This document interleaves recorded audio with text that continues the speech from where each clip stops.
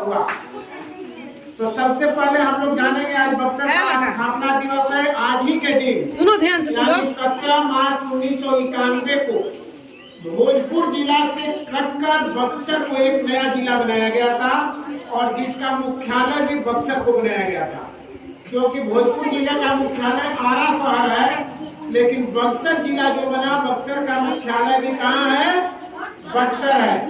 बक्सर में 2 अनुमंडल है, बक्सर और डुमरांव, और 11 प्रखंड है। कितने प्रखंड हैं? 142 पंचायत थे, लेकिन नया परिसीमन में क्या हुआ है कि कई पंचायतों को मिलाकर नगर पंचायत बना दिया गया। जैसे चौसा हो गया, इटाड़ी हो गया, ब्रह्मपुर हो गया। तो इस तरह अब पंचायतों की संख्या घट गई है। अब 142 पंचायत नहीं रह गए। अब बात करते हैं बक्सर के पौराणिक, धार्मिक एवं ऐतिहासिक महत्व की। बक्सर जो है, प्राचीन काल में बक्सर का नाम सिद्धाश्रम था। क्या था?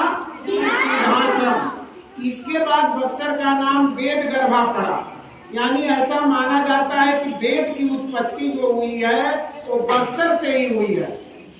ऐसा भी माना जाता है कि भगवान विष्णु के 5वें अवतार भगवान वामन जो थे वो बक्सर की धरती पर ही अवतरित हुए थे, महर्षि कश्यप और माता अदिति के कोख से। और वहीं वामन भगवान दैत्यराज बलि से जो है वो 3 पग भूमि की मांग किए और पूरे 2 पग में पूरे ब्रह्मांड को माप दिए थे। उसके बाद हम जाते हैं तो ये महर्षि विश्वामित्र की तपोभूमि है बक्सर। यहाँ महर्षि विश्वामित्र रहते थे और उस समय के सबसे विद्वान थे। उस समय विश्वामित्र से ज्यादा ज्ञानी कोई नहीं था। और विश्वामित्र ने अयोध्या के राजा दशरथ से उनके 2 पुत्रों की मांग की और राम लक्ष्मण को बक्सर लाए और बक्सर के में लाकर उनको शिक्षा दी। और इतनी शिक्षा दी कि वो छोटा सा बालक राक्षसों से लड़ने का लायक बन गया। और इसके बाद यहाँ पर राक्षस जो है बड़े अत्याचार करते थे। बक्सर के राक्षसों की कहिए कि महारानी थी उस समय की ताड़का। और ताड़का जो है वो किसी भी ऋषि मुनि को यज्ञ नहीं करने देती थी। इसीलिए महर्षि विश्वामित्र गए अयोध्या और राजा दशरथ के 2 पुत्रों श्री राम और लक्ष्मण को मान के लाए। चूंकि श्री राम और लक्ष्मण अभी बच्चे थे, उनको ज्ञान नहीं था, इसलिए सभी तरह की विद्या पहले बक्सर में आके विश्वामित्र ने सभी तरह की विद्या अध्ययन कराया, पढ़ाया और पढ़ा लिखा के इतना काबिल बना दिया, इतना मजबूत बना दिया कि दोनों छोटे छोटे बालक जो है वो उस समय की सबसे विकराल राक्षसी थी ताड़का, उसको जो है प्रभु श्री राम ने अपने बाण से मार दिया। उसके 2 पुत्र थे, मारीच और शिवाहु।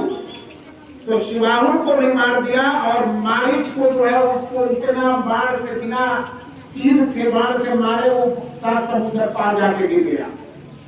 तो इसलिए बक्सर को ज्ञान की भूमि भी कहा जाता है, ज्ञान की प्रयोगशाला भी कहा जाता है, क्योंकि ज्ञान का जो है यहाँ पर आविष्कार होता था। थोड़े दिन में ही महर्षि विश्वामित्र ने इतना ज्ञान दे दिया कि कोई भी ज्ञान और श्री राम को बाकी नहीं रह गया। इसके बाद चलते हैं तो बक्सर के आसपास में 5 किलोमीटर की दायरे में 5 ऋषियों का आश्रम था। अहिरौली में गौतम ऋषि का आश्रम था। अभी पंचकोशी यात्रा मनाया भी जाता है। 5 दिनों की यात्रा है और 5 कोश की यात्रा है और 5 ऋषि आश्रमों की यात्रा है, जिसे पंचकोशी यात्रा कहा जाता है। वो बक्सर का एक प्रसिद्ध यात्रा है और बक्सर ही नहीं, वो पूरे बिहार का एक प्रसिद्ध यात्रा है पंचकोशी यात्रा। तो बक्सर से शुरू होता है पंचकोशी यात्रा। सबसे पहले जाता है गौतम ऋषि के आश्रम अहिरौली में, जहाँ माता अहिल्या का मंदिर भी है। वहाँ पे पहला पड़ाव होता है। इसके बाद वहाँ से पंचकोशी यात्रा का दूसरा पड़ाव नगांव जाता है। कहाँ जाता है? नगांव, नारद आश्रम वहाँ है। इसके बाद वहाँ से जाएगा भभुआ, वहाँ पे भभुआ में भार्गव ऋषि का आश्रम है।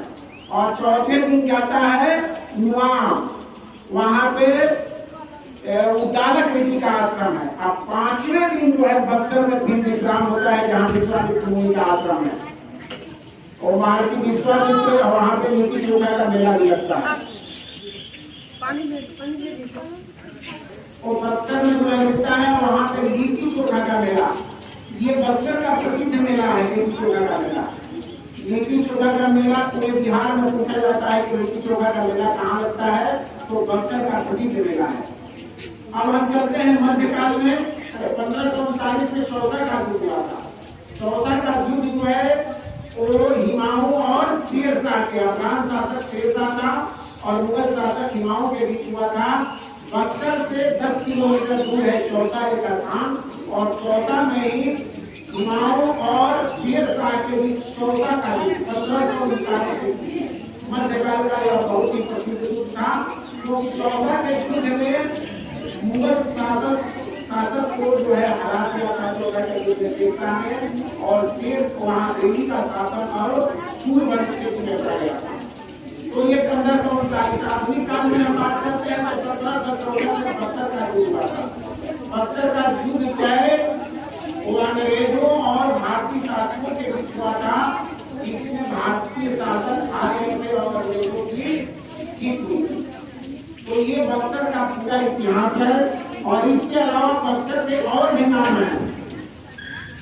एक लेखक है, बहुत मशहूर लेखक शिवपूजन सहाय।